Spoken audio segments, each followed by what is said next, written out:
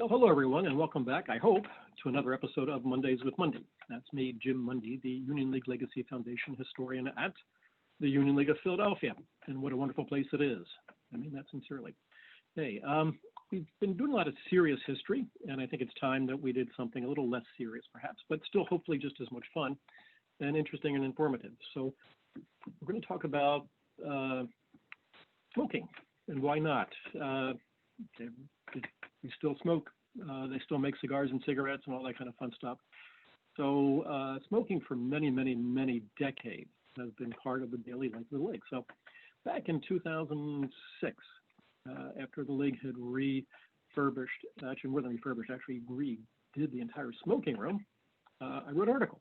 So I'm going to read the article, and then we're going to take a look at a PowerPoint with some images of smoking through the years at the Union League. I think it's really kind of fun. So let us go. So I'm going to be reading to you, and I'm calling this Where There's Smoke, There's a Smoking Room and a Cigar Desk. So I hope you enjoy that one. All right, here goes. With the recent opening of the new smoking room, a look back at this revered or reviled pastime at the league is in order.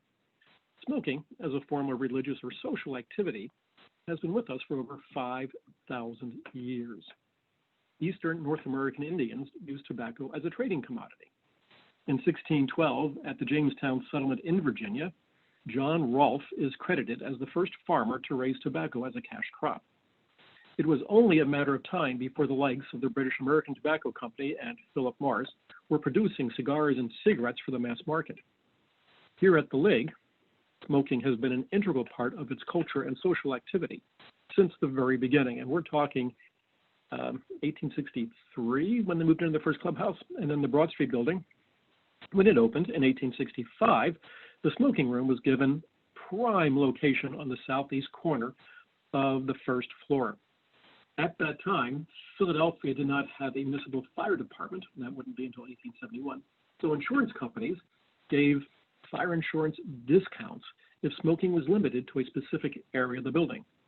And when the department was created in 1871, smoking then occurred throughout the entire league house.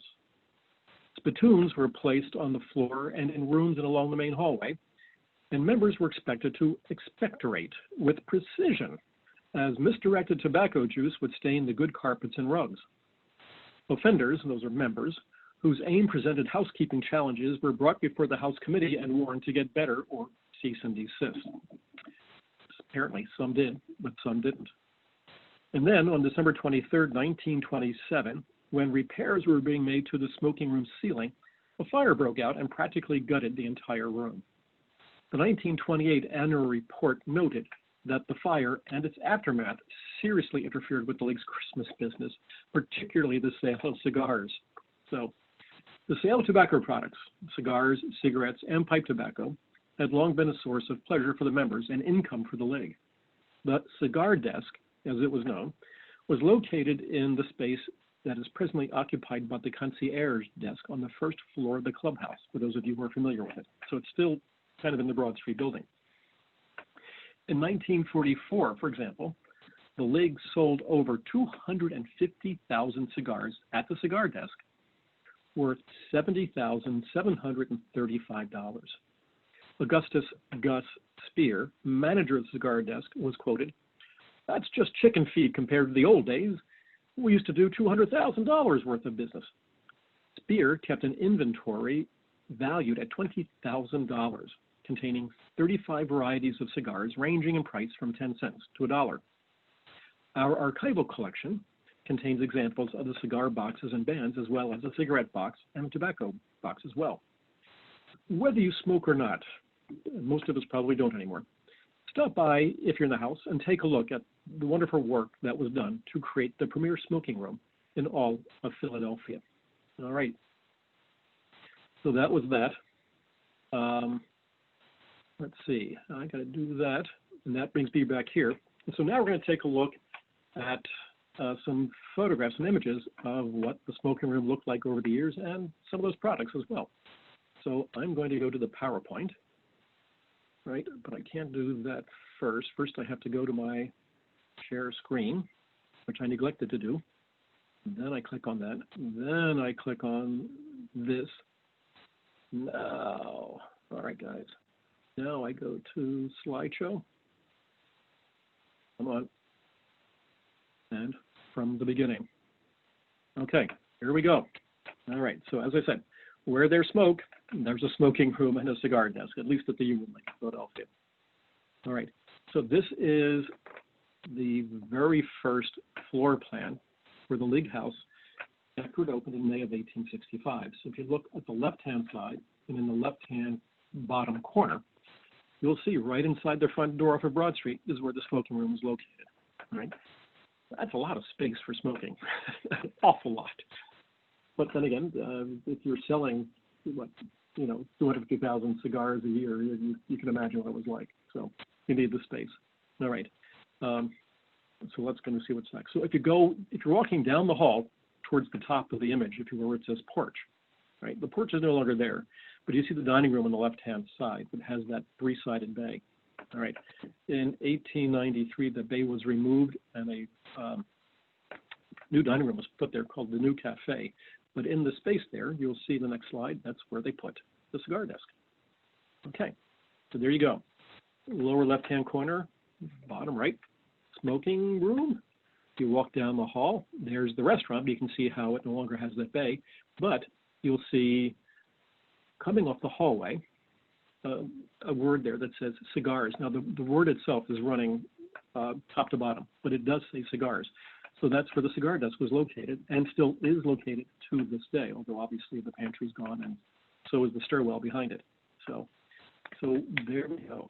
All right. This was the smoking room as it looked in 1887. It is the earliest photograph we have of the room itself. And you can see on the right-hand side there, you're looking through those, you see those drapes over the doorway. Those are called portieres. They kept drafts from coming in out of the room.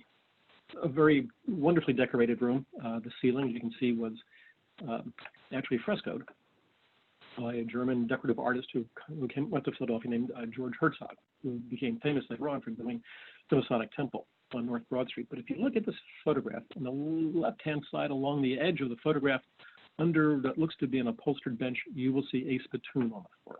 Okay, so they had, of course, they had ashtrays and things like that, but there is the spittoon we were talking about earlier. So, right. And when I got to the League in 1978, there were still a few around, believe it or not, and we have them in the collection, although people were not using them, luckily enough. So this is the smoking room, but looking at it from a not too different direction, actually, and this is 1962. And you can see that this is the room that was rebuilt after the fire of 1927. So above the wainscoting, you have that dark brown leather wall treatment, if you will, and the gimping, that is the straps that kept the leather together. They were nailed in place with these beautiful line-headed nails that are just absolutely fantastic. And now they're in the old cafe. But again, smoking, you can see ashtrays and things like that. So we're looking due south through the two windows that are ahead of us, and those are on Moravian Street. Broad Street is to the left. All right, just so you know. Okay, so that was the smoking room in 1962. And here it is today.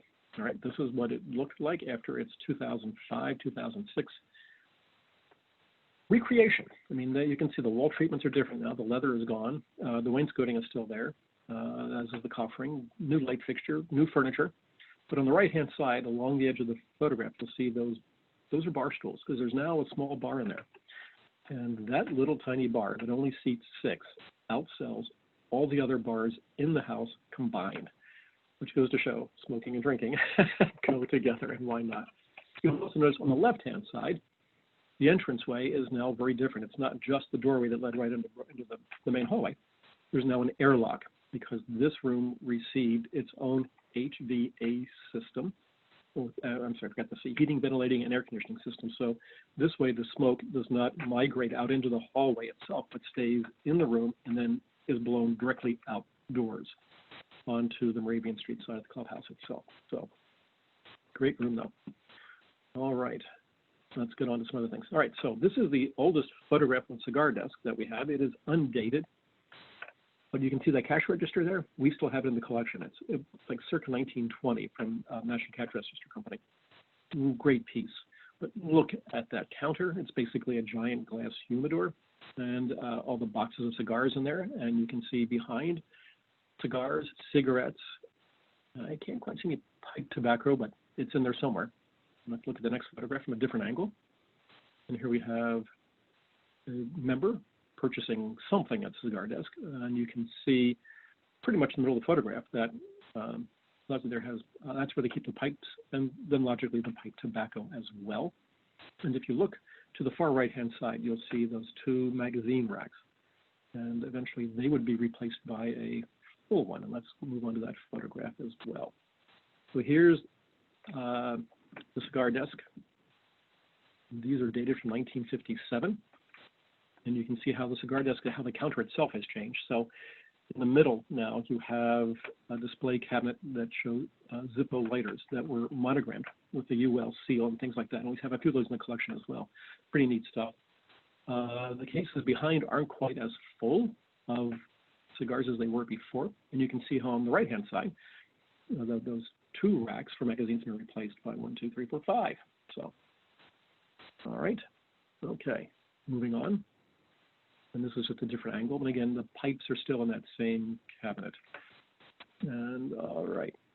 Although what's gone now is the cash register. Now that's the back of the cash register. You can see it now. It was built into the counter itself.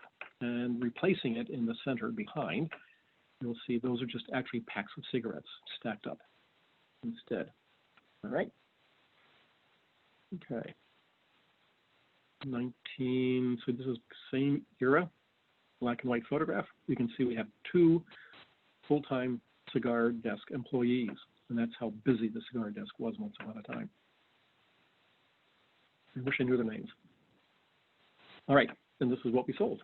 We sold cigars, cigarettes, and pipe tobacco. So you can see that Union League specials, as they were known, were made in Tampa, Florida, which I believe to this day still has a very strong cigar manufacturing industry going on down there. So those were Union League number 2s. And on the right-hand side, the box, you can see they were Union League Kings. And in front of the box on the left, you'll see the cigar bands. And on top of the cigar box, you'll see the pipe tobacco box. And it's not a tin. It is made out of cardboard. And in front of that, the cigarette box. Let's see. This is what the boxes look like. So special was made in Tampa. You can see the stamps for tax purposes, and the box on the right. Actually, it's the same box. All right, this is what the cigar band looked like. The Union League, Philadelphia. Okay, there we go with that. Give me a minute to look at it. Kind of neat. And this is our cigarette box.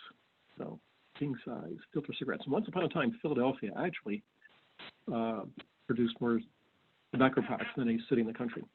And remember, Ramsey's cigarettes were made by a Philadelphia family, and we're still around. All right, although the cigarettes are not, obviously, and we're not making cigars anymore. But think of the Bayuk family and Philly cigars. All right, this is what the pipe tobacco cardboard looks like. You can see it's a little beat up, but it's still pretty neat. All right, and then here we go. So across the hall from the cigar desk was a cigar lighter. After all, if you buy a cigar, you want to smoke it, right? Why not? Makes sense to me. So, instant gratification. So here we have a gentleman, and this is 1962, who is lighting his cigar. Now, that is actually a legitimate piece of sculpture called Ultima Spolia. It is Mercury.